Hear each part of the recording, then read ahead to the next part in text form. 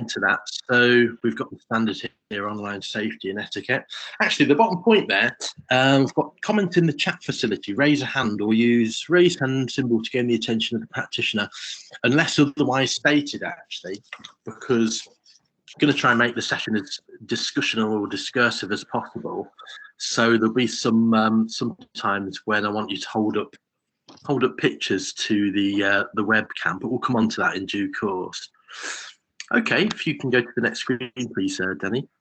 So, yeah, so a quick bit of context first of all then. So wellbeing for work is a level 1 course that I've been delivering to candidates since September 2020, actually. So quite a long while. What's that, roughly about 18 months. So in that time, I don't know how many cohorts there's been, but quite a lot of candidates, because normally as one wellbeing course finishes, another one starts, and there's often the accredited going to, sometimes in parallel with the non-accredited group as well. So there's been quite a lot of people go through the programme. Okay, if you can go to the next one, please, Danny. So the question today that we're going to explore collectively then is there best practice or key learnings that we can take from working with the candidates on these courses? So there is best practice and key learnings, but I wanted to explore that as a group in theory. One of the key things to bear in mind is how the people coming onto the wellbeing courses differ so hugely in terms of their situations, their drivers and motivations for wanting to come on the course, their ability to deal with their own well-being issues, and also what they might be. Some people have come onto the course just missing the social interaction element because they might have been in a vulnerable group, so they've not been able to mix with people in a social setting. Some people might have lost their job, and they're suffering mentally and emotionally because of that. Other people might have quite pronounced depression or anxiety, actually. They could be different ages, very different academic levels. So it differs hugely, which is one of the really interesting things about the course. So if we can go to the next screen, please. So the aims and outcomes then. So the aim here is we're going to examine 3 real but anonymised examples of wellbeing for work candidates from the past 18 months. But I want to do it through the lens of intent, implementation and impact. Of course, for every candidate on the wellbeing course and other courses, intent, implementation and impact is something that's ongoing, okay? But I thought it'd be interesting to look at each candidate through each of those points individually. So, for example, with the first candidate, you know, how did we set the intent, and then how did we communicate that with them, leading to the second candidate? You know, how did we engage with them on the course? You know, how did we ensure the implementation was as effective as possible and helping them as much as it could do? And then impact with another candidate. You know, what was the impact the course had on them going forward? What was the knowledge? What was the knowledge, and what were the learnings? And how did it empower them coming on the Wellbeing for Work course in order to you know, face the wider world or go forward after the course had finished? So we're sort of splicing it up. So we're going to identify some best practice and key learnings. Yeah, we can apply in a wider context. Okay. So first of all, then, between 1 to 5, 5 being high, if you can put this in the chat as well, what would you grade your understanding and confidence in delivering to candidates with low well-being? So some of you may have candidates with low well-being on your courses now or in the past, but how would you grade your confidence? If you can put those in the chat, actually.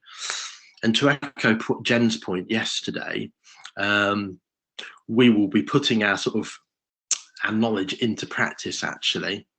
So you'll be able to, I'm going to write all these down. So hopefully you'll be able to sort of test drive your knowledge. Okay, as we go forward. 3,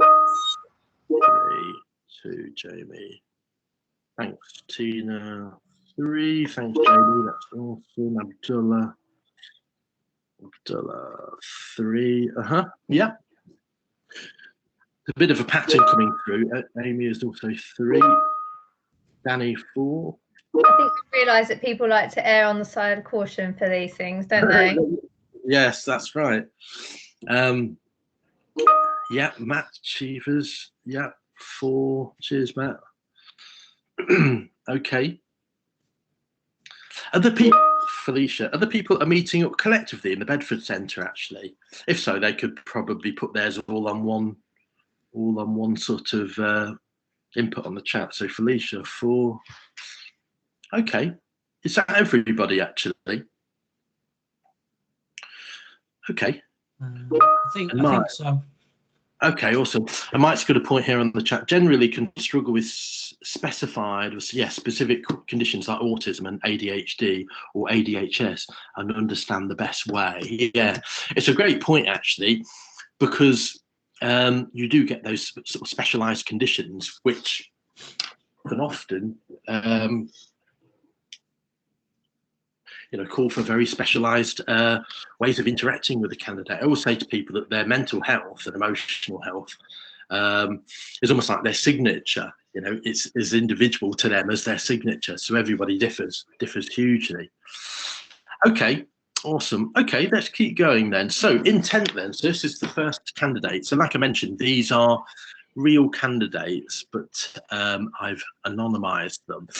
So I was going to read this through, but it was quite interesting yesterday observing how the other sessions went with people reading, asking people to read things through. So I think what I'll do is I'll ask someone to read this, and on the next case study we can have a different person. Not done this before. So Matthew Vine, are you okay to read this through, this case study? That would be awesome. Yeah.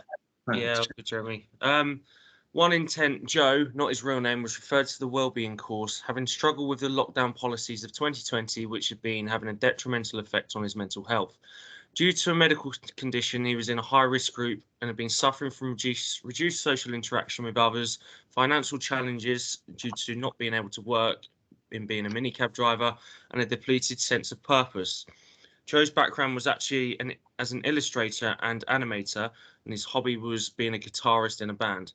Due to the changing nature of illustration and animation becoming digital-based over the last 2 decades, this is why he had to fill in with work as a minicab driver. Okay, thanks, Matthew. Okay, so I'm just going to pick through this, actually line by line, because with people with low mental well-being, it's of course you get the bigger picture and you get a sense of somebody's situation and their condition and their needs, but it's often the very small aspects, actually, the details that are the important things, of course. So looking through then, Joe, not his real name, so he was one of the first people, actually. Joe was towards the end of 2020, so obviously it had been a very difficult year.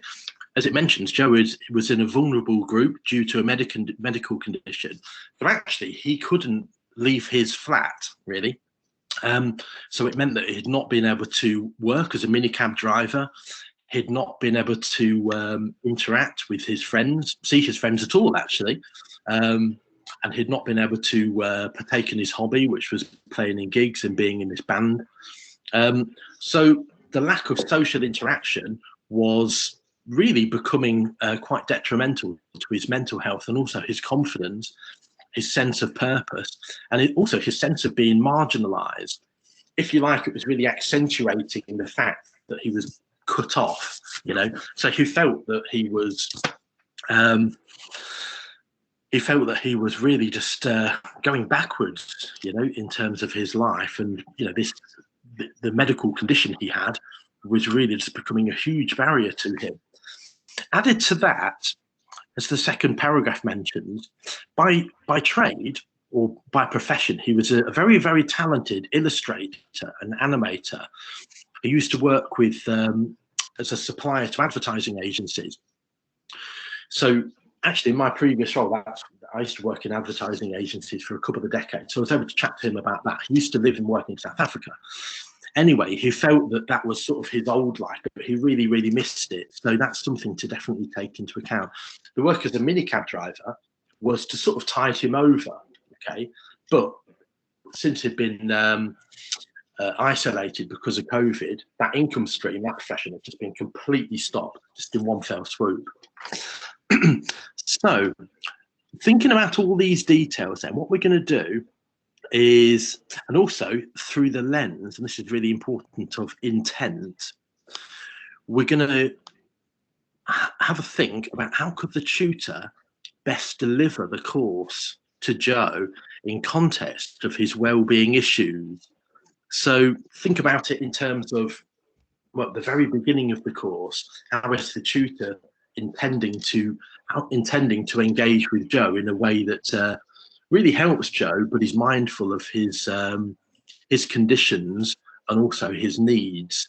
You know, how might he kind of like set the stage for Joe moving forward? Okay, so what we're going to do is I'm going to give you a very, very short thinking time, just 30 seconds, but then we'll discuss the ideas that come up quite intensively, actually. So is everybody, just before we go forward to do the 30 seconds thinking, is everybody clear, or does anybody have any questions? Any questions at all? So you're thinking how the tutor can best set the intent for the wellbeing course moving forward with Joe. Any questions at all? No? Okay, so Danny, if you can press the spacebar twice, we can start. Thanks.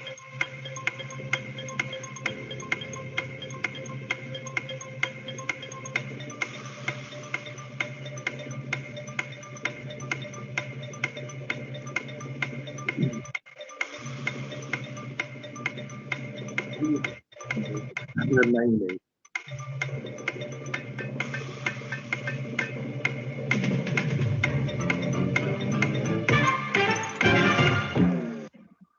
Okay, if you can press the space bar again, actually. Thanks. Okay, fab. So, yeah, if you can put your suggestions then into the chat, and as we go through them, if anyone's got a point, well, you can either put your hand up or you can chip straight in, actually, because it's meant to be as discursive as possible. So what could be suggestions then for the way that the tutor could set the intent here? And after we've gone through this this brainstorm, if you like, I can actually tell you the what happened, the real world actual examples or ways in which the tutor set the intent. So anything to put in the chat here? So Mike says, create a task through the medium of art, interesting, that will appeal to his background and make him feel part of the group. Okay, so I guess, yeah, definitely we're trying to heighten the sense of, well, to the points yesterday by Carly, inclusivity, actually. Do show him, do a show and tell where he can bring his guitar, same outcome. That's very interesting, actually. So I suppose it's to heighten his sense of inclusivity and also his confidence as well, because his confidence actually was quite shot. Yeah, okay, so breaking down barriers, inclusivity, confidence. Matthew mentioned use one-to-one time to look for digital and media and extend their learning. Very interesting. The one-to-one time was something that was very important with this candidate, actually, at the beginning. Yeah.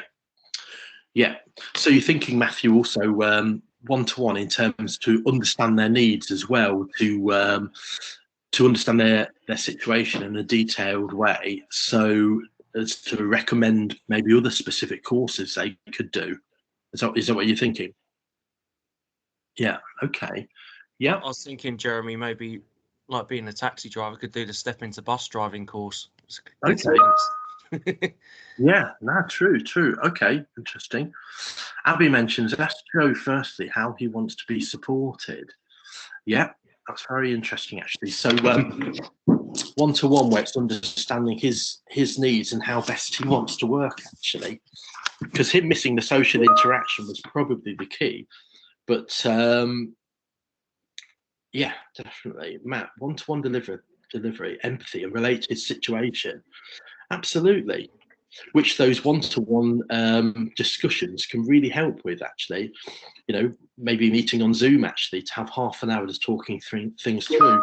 That's something I often, well, not often, always do at the beginning of the wellbeing for work courses, actually, just so I can establish a bit of rapport with them, show some empathy and understanding, and try most of all to really understand as much as I can their situation, and then that helps build the trust as well from them towards me, because you know they could be sharing things that are very personal to them, very traumatic often, actually. Okay, let me just read. Oh, there's quite a lot of suggestions. So, yep, cheers, Matt. Shannon, allow for one-to-one sessions to build a rapport. Yeah, definitely, and relationship with him. It's probably one of the most important aspects of the wellbeing courses, and I suppose any of the courses we deliver, actually, building that relationship with the candidate so he is comfortable. Again, a really important point there. I always say to the people on the courses, you know, this is meant to be a course that helps you feel comfortable, so you're in the best place to increase your confidence or to learn about new coping techniques, not a course where you'll feel slightly on edge and slightly uncomfortable, because then it would just add to their stress. So yeah, definitely. And ask him what works for him if he knows. Also, very interesting point, actually. Giving him the space to open up, to talk about what has worked and what might have not worked. Again, it's all helping with the clarity for the tutor, isn't it, on how best to engage with that individual. And then Amy, following one-to-one time, create together a plan moving forward where his needs and interests are covered and look at potential next steps. Yeah, definitely. There's definitely a pattern coming through, isn't there, about the importance of the one-to-one time right at the beginning, so as to help understand the candidate in the most detailed way possible. And then it helps set the intent, doesn't it? Yes, absolutely. Abdullah mentioning, to engage Joe, I would create activities that relate to him. Interesting. A bit like what Mike said, actually. Yeah, perhaps include, therefore, graphics and animation in the slides. Okay, and ask him to provide information on it. I would also increase his engagement by asking him to help me source graphics to include in the teaching slides. Very interesting. Yeah, so to kind of engage him by unlocking his own expertise, it's going to help build his confidence, help build his self-esteem, make him feel purposeful, useful, all these positive things, actually. There's one thing, interesting thing that's coming to mind, actually, Danny, about the session you did at the end of yesterday, which is about the group activities. You mentioned, of course, there'll be the objective while we're doing it, but we don't mention the objectives. That's something that's definitely coming through here. We might say, to best understand your needs, I just want to talk to you about what's worked and what's not worked for you in the past. But a lot of these, definitely a pattern, isn't there, about we don't want to say to increase your confidence and your self-esteem and to help make you feel useful. I just wouldn't say that. I'd say, oh, actually, you know, thinking about your expertise and what you're really good at, you know, your graphic design background, can you help me out with putting this presentation together for tomorrow? And it's kind of like quite a stealthy way of doing it, isn't it? That keeps it focused around his needs. Yeah. Yep. Okay.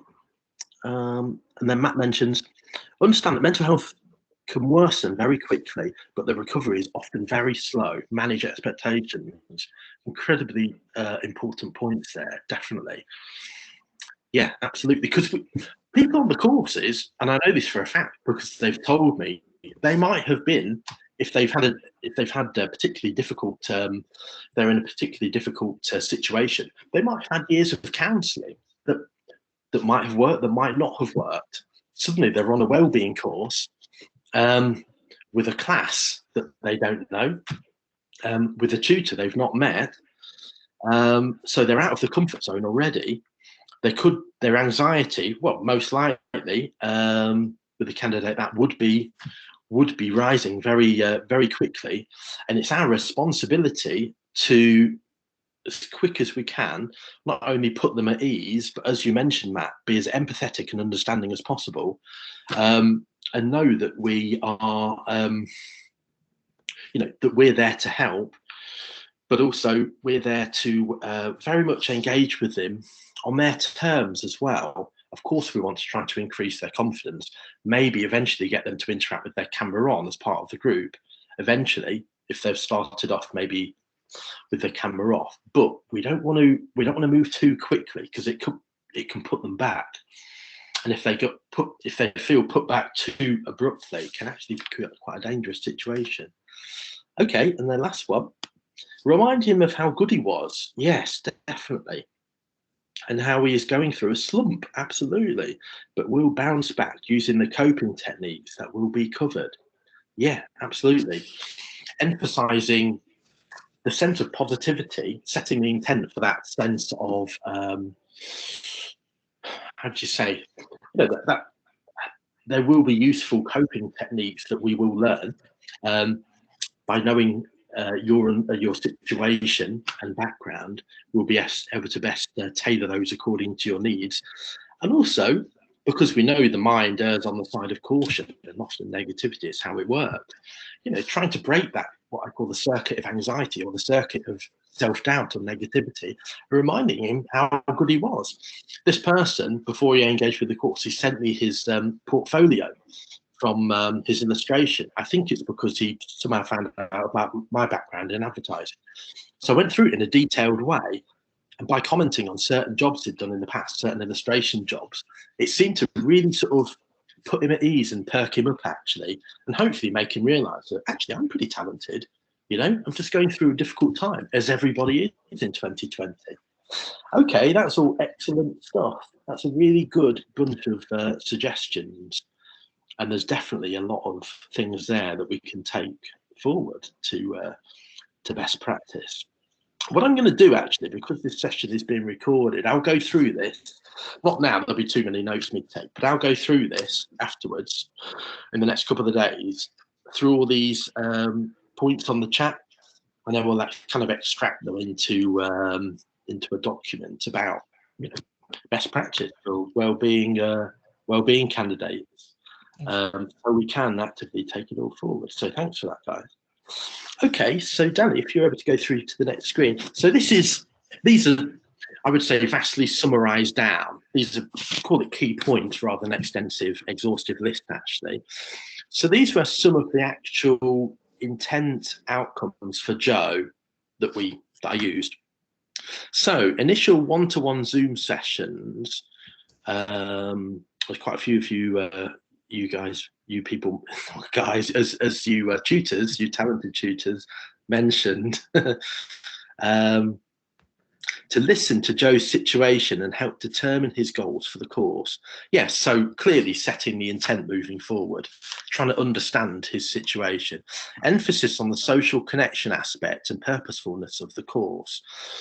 So intent in setting the scene moving forward, in emphasising that the groups will be very discursive, and it's people from different backgrounds, different situations, many of which might be in a similar situation to Joe. Especially at the end of 2020, a lot of people have been in, everyone's been in lockdown for most of the year. But also emphasise the positive aspects, the purposefulness of the course. The fact that Joe will have really useful insights to share that will help other people. So to emphasize the fact that he can help others in as much as the course can help him. Again, it's going to help provide a sort of an anchor, if you like, in terms of his purposefulness and feeling useful. Both basic human needs. Suggestions that Joe push ahead, and this links in with your point, Matthew, actually. Suggestions that Joe push ahead with the idea of learning a 3D illustration and animation package online to help get back on track with his creative career. So we know he was filling in as with work as a minicab driver, which has obviously been stopped. So the future is uncertain with that. Following a discussion with him, and I think it might have, this suggestion might have originated with Joe. It came to light that actually, with illustration and animation, he could work from home. You know, if he learned the modern, the contemporary 3D illustration and animation packages. He used to work kind of in analog, if you like, with actually illustrating things using a few illustration packages. But if he could use this time, the fact that he is at home and has time, he has ICT access, and his computer is powerful enough, he could use that time, couldn't he, to actually learn what he needs to in order to basically, you could call it, digitize his illustration and animation offerings. You know, maybe he could get his career back on track in that way. So that was discussed quite a bit. And that's what he did, actually. He started doing that in parallel to doing the wellbeing course, actually. And it gave him, again, a really strong sense of purpose and made him reflect on the positive talents that he had, actually, that he could really capitalize on. And lastly, clarity on Tutor's views of intent going forward, how he would work with Joe. So probably one of the most important aspects. Joe needed to know all this. He needed to be clear. He needed to be clear on how the group would engage, and also that I could catch up with him on a one-to-one basis. We decided later in the afternoon, actually, and then I could see how things were going with his learning the 3D animation and illustration packages.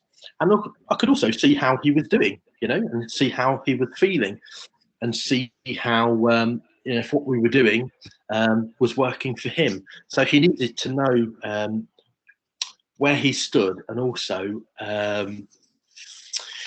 know that how would you say, it was flexible. You know, if he wanted to do more or less of something, you know, he could. It was not really set in stone.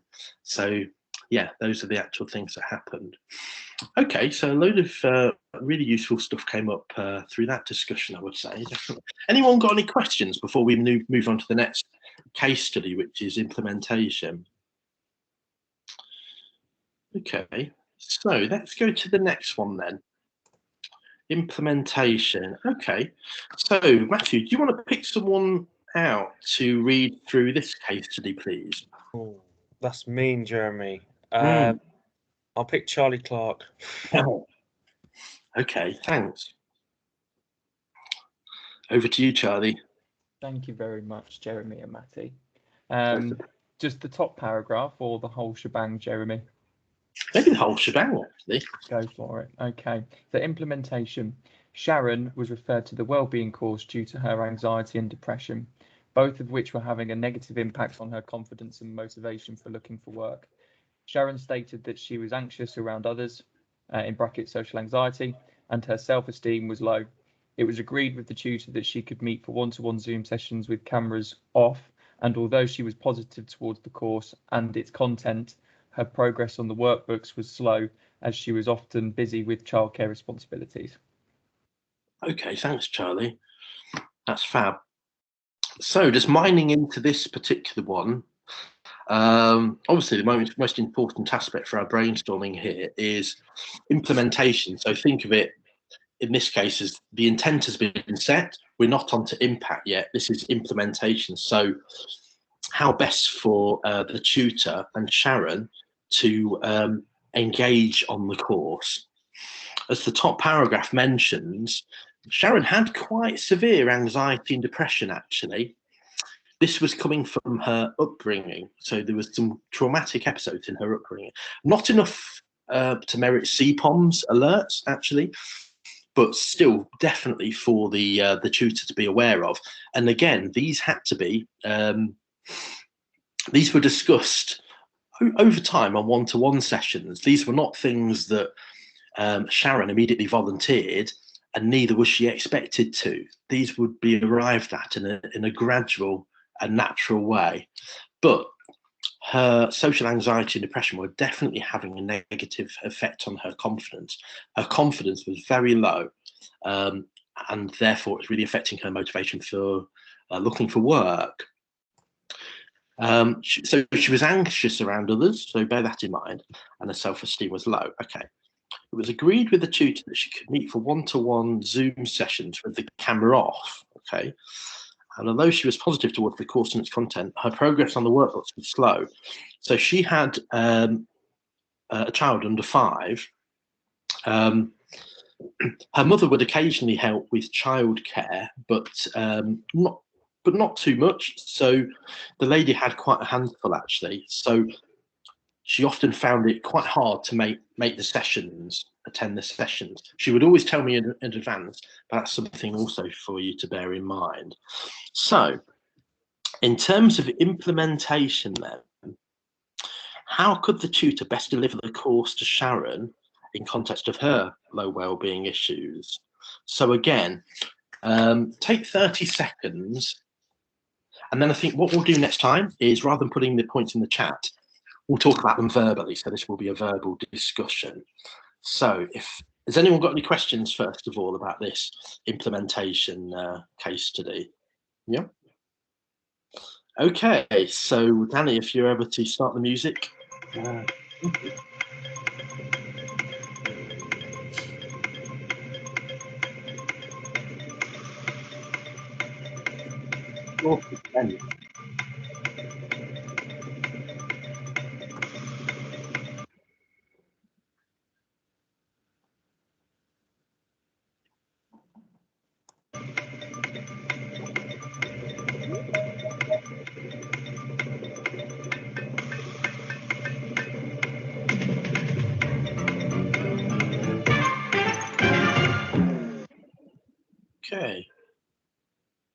Okie dokie. Right. Okay, so I think if you're able to press the space bar once more, Danny, that's awesome. Okay then, so yeah, if you've got a point then, if you can raise the hand, that will be brilliant, and then the conversation will just take on a sort of an organic feeling, but just to get things started. Anyone got anything they want to, any suggestions they want to make then for Sharon and how the course could, how the tutor could best implement the course implementation? Mike. Yeah, I would say, Jeremy, this is probably the most common one that I've seen across courses, childcare. And I'd really start saying that you're not alone. It's a very, very common situation, and just remind her that she's not.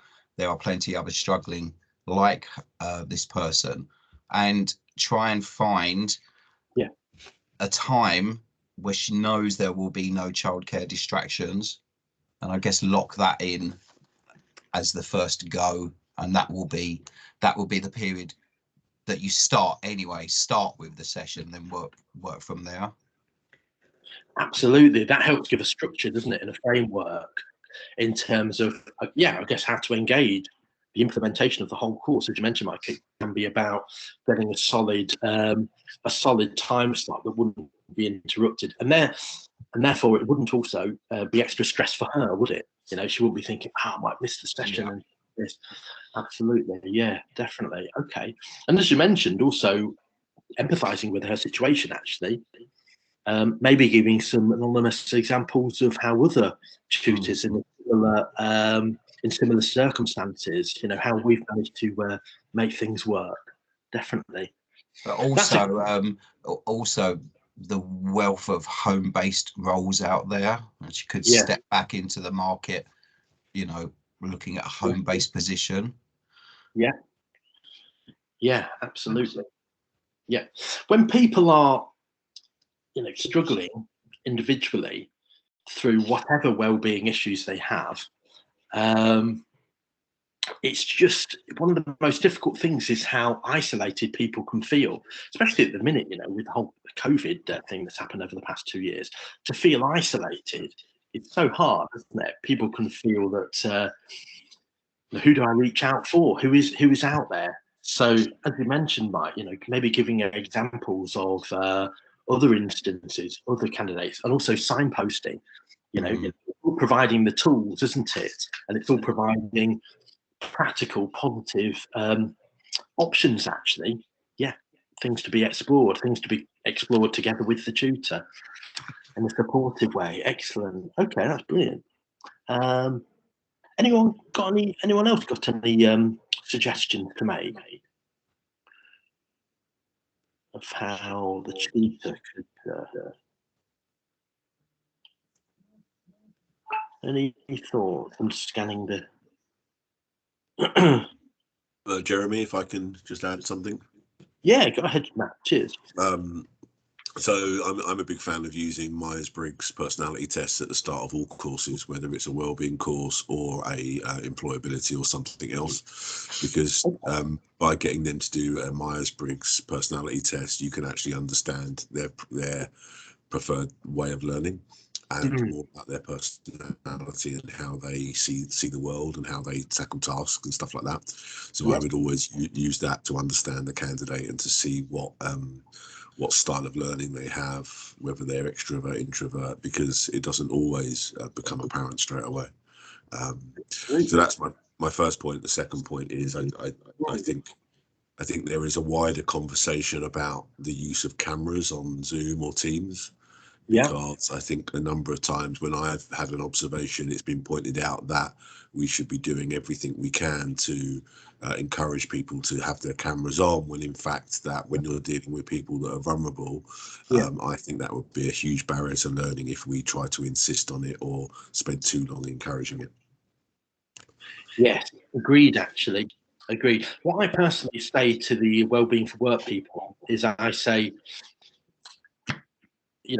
I just want you to engage with the course in a way that is comfortable to you, and in a way that doesn't become a stress in terms of your cameras. So I would say generally about half the groups have the camera switched off. Some of the people just engage with the discussions over the chat, actually, because they might not have enough confidence to talk verbally. And I say that's absolutely fine. Some people just observe, but agreed. I think to sort of cajole or push them into having their camera switched on, it can put them back. It can really put them back. In fact, it's one of the aspects I'm most mindful of, actually. There's one lad that's not had the camera switched on the current course, and I know because I've met him in person. If I tried to push him into it, I think he would disengage, and I think his confidence will go through the floor. So I think it's definitely an important point there. Also, on your third point, Matt, that's very interesting about the personality test, because that could be a way, couldn't it, to highlight their preferred way of learning, maybe in a way that they can engage with on their terms, i.e. to take the personality test. They might prefer doing that rather than entering into a conversation about, with the tutor, actually. It might be a bit more controllable, a bit more of a sort of a safe way. So that's definitely excellent to have in the mix. Okay, so again, really interesting, important points. Definitely. Okay. So in terms of the actual implementation outcomes for Sharon, then, again, this is not an exhaustive list. Let's just see what's here. So, okay, the candidate engaged in one-to-one Zoom sessions with the tutor so as to feel supported and not to exacerbate her social anxiety. This really goes to your point, Matt, actually, that this candidate wasn't quite ready to join the group, which was fine. I just wanted her to engage with the course and with me, actually, because I felt I could support and help her. So that worked well, and I didn't try to push her into joining the group. She knew it was there, but she was just open and honest, and I was definitely very respectful of her situation. A goal of eventually joining the group was discussed, though, and the candidate did actually try, but she preferred to revert back to one-to-one sessions. So she did give it a go. And it wasn't something where I was saying, if you can put your camera on and things. She just observed the session, decided that one-to-one was definitely preferable for her. So reverted back to that. So this gave the opportunity to be able to talk more about the specific issues and signpost where appropriate. Okay, so because she reverted back to the one-to-one sessions with me, I got to know her very well, actually. So I was able to make very specific recommendations and research recommendations as well. Research other courses, maybe that Mind were running, mental health charity. So it was mentioned in the case study, she was quite struggling with the workbooks and getting them done on time. So what happened? She completed 2 workbooks, and actually Charlie suggested to me, maybe meet her at the library where she lives. So I met Bridgeworth Library, and that worked really, really well. So I worked with her the whole afternoon, and there was a quiet room upstairs. It was brilliant, actually. There was no one else using the room. And we worked through the 3 workbooks. So she'd kept up to date with all the course material. She'd been following that. It's just that she needed some extra support in actually sitting down with her and working through the workbooks in a discursive way. This gave further opportunity to discuss books, okay, that could help, because we met in the library. There was the health section, and there was a couple of books on anxiety. But actually, more importantly, there were actually some cooking books. We talked about how often controlling anxiety is to find distraction for the mind, immersion for the mind, so you can concentrate on the interesting and positive things, and the mind can get away from thinking about the bad stuff. Her way of doing that was actually cooking. So there was actually a couple of cooking books that she borrowed. So again, it's sort of talking about coping techniques. And also there were groups that the library was running. In person, I noticed she was actually quite outgoing to the staff there. She was very friendly, but she just needed the anxiety, first of all, to have a bit of control put on it with these coping mechanisms.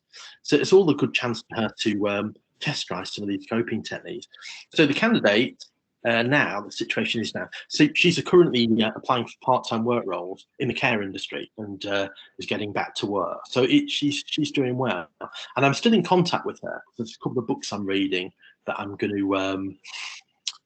to sort of give summaries for things that could help her.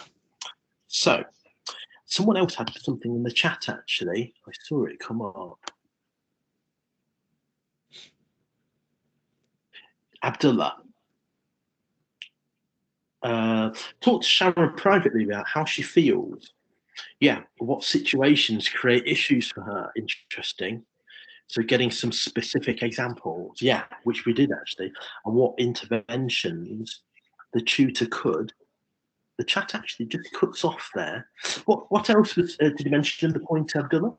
It says, and what interventions the tutor could, and then it just cuts off in my chat bar. You able to read through the rest of the point? Yeah, so what interventions the tutor could apply that would be helpful. And Okay. I've also went on to mention that this can be achieved through discussions during pastoral care sessions, and that is extremely crucial, as it will help help reduce feelings of helplessness.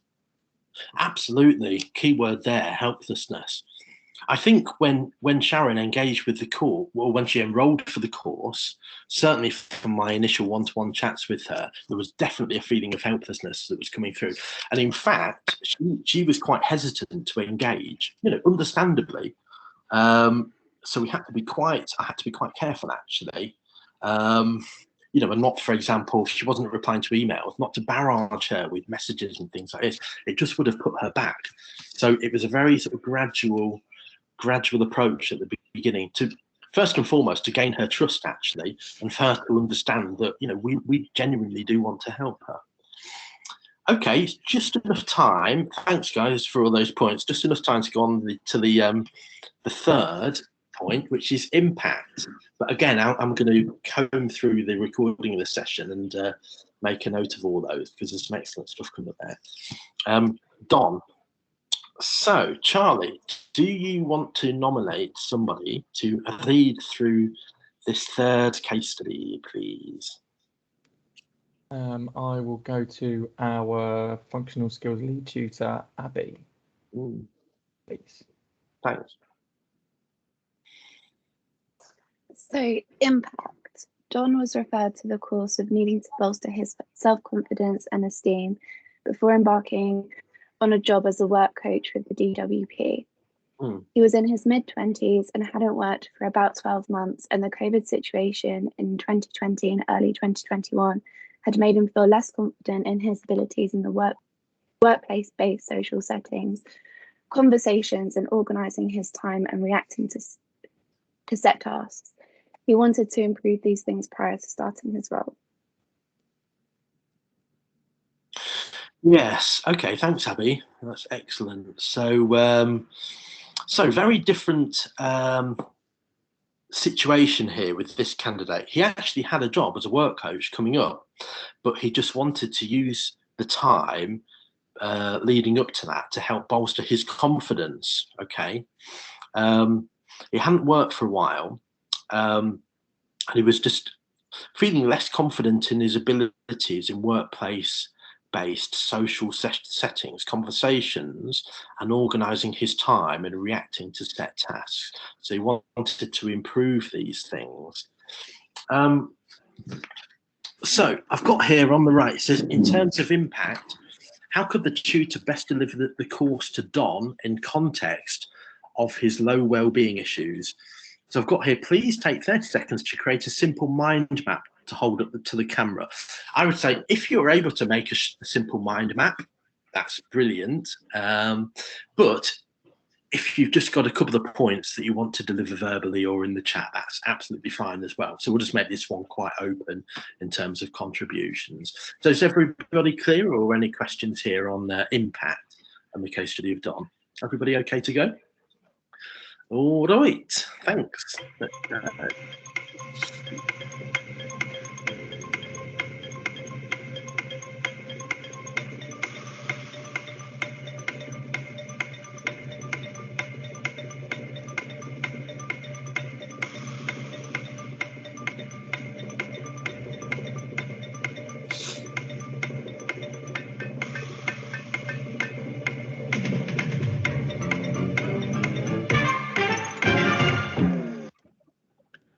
Okay, thank you.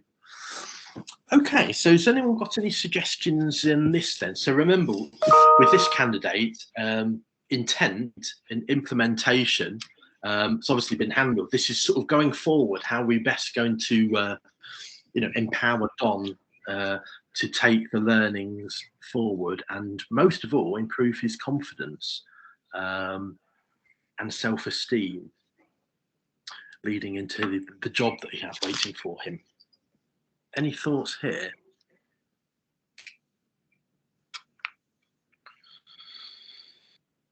Anyone got any mind maps? Has anyone pushed the boat out and done any mind maps, actually?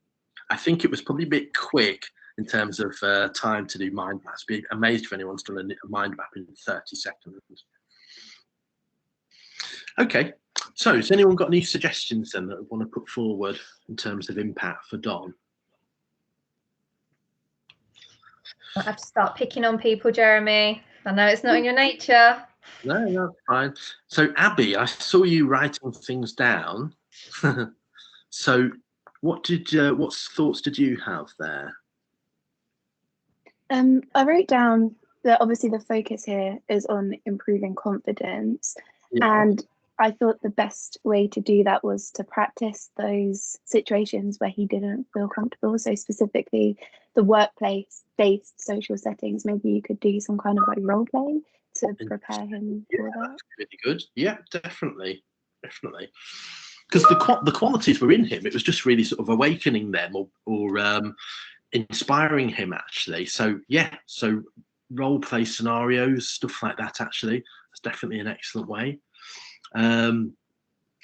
Matthew mentions looking at units targeted at confidence and teamwork and then going more into depth with these. Yeah, that's very interesting. So looking at the topic specific things, absolutely. And kind of isolating that as a topic. Amy mentions looking at what his new role would entail, and if there are any areas aside from confidence he would like to work on and maybe do practice. Interesting, actually. So to talk about his new forthcoming role in detail would get him to I think take some control back, actually, you know, and look at it in a relevant and really practical setting. Matt Cheevers, there's a YouTube link here. Okay. Do you want to? There's probably not quite enough time for us to look at. Are you able to tell me what it was, Matt? Sorry. Yeah, it's a WHO video called "I Had a Black Dog. His Name Was Depression," and it's a very, very useful and powerful video about taking control back of your mental health, especially when there's a big event coming up, like a new job or something like that. Excellent. That sounds really useful, actually, for me, for all the courses, the wellbeing courses going forward. I'll definitely watch that. Thanks. There's actually a very interesting charity called My Black Dog as well, that provides a chat facility for people with mental health issues. Shanna mentions, look at what Don is already confident in. Okay, and then going from there, and how we can transfer this skill into his new workplace. So coming from a basis of positivity and his existing abilities, expanding on those, absolutely. And again, that will help him take some control back, wouldn't it? Reframe it as well.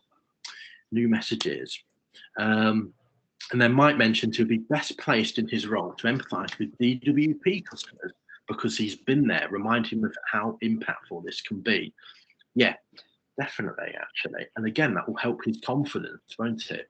And it would probably reframe what he's currently worrying about to something that he can feel positive and proud, actually, and empowered about. You know, the fact that he'll be able to empathise with people, and possible mentoring others within the group as well to help build up his confidence in the role. Absolutely, absolutely. So he could sort of almost begin his, you know,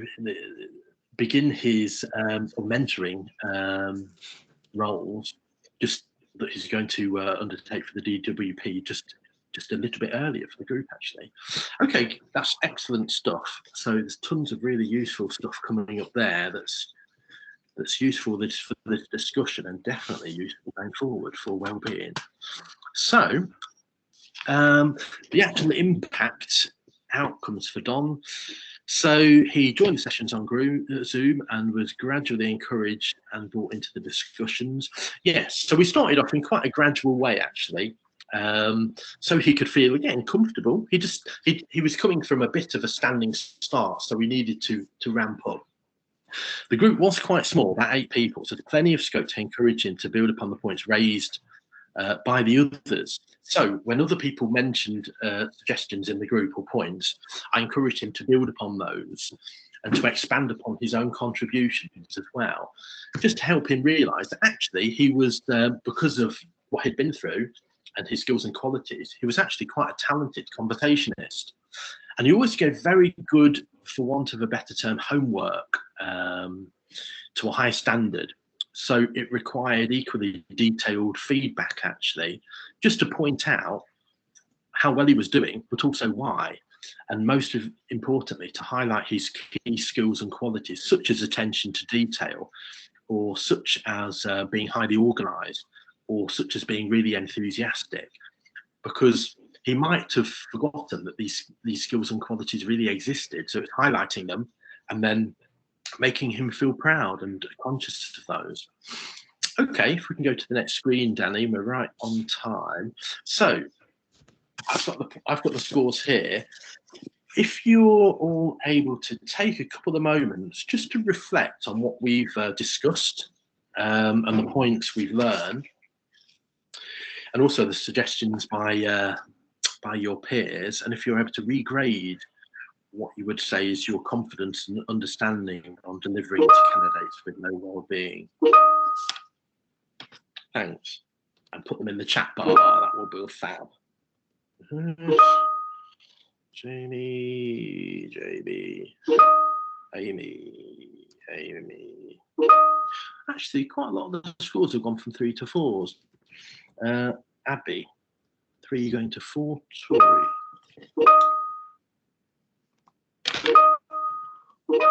Hope, Danny, 4.5. Going for a bit of Matthew Vine, come from 3 till 4. Does come from 3 till 4. So there's a bit of a pattern there coming through, which is interesting. But I think, bear in mind, it's really important that all the suggestions and the contributions came from all of us, right? They all came from, our colleagues and peers, i.e. everybody here. So I think if there's one key learning to take forward, it's that with wellbeing and low wellbeing especially, all your colleagues have always got points and insights to share, actually. So I think to tap into the insights of others, other people within SSG, can be hugely beneficial for tutors, but most importantly, candidates on our courses as well. Okay, any quick questions before we finish? It's 10:32. We've gone over by 2 minutes. Sorry about that. Not a question, but I just wanted to thank you, Jeremy, for stepping up and doing that this morning. That was really impactful. And as you say, just sharing that best practice is just the best way of upskilling people. So thank you so much. Well, thanks. I enjoyed it. Okay, well, thanks for everybody here. Thanks for all those excellent contributions. A really good discussion that was. So thanks a lot. Cheers. I agree. Jeremy, Appreciate it, Jeremy. thanks Thank so you. much, mate. Thanks. See everybody in the next session in about 15 minutes, I think it is, 1:45. So yeah, go get a leg stretch, get some fresh air, get away from the screen. All right, see you in a little while.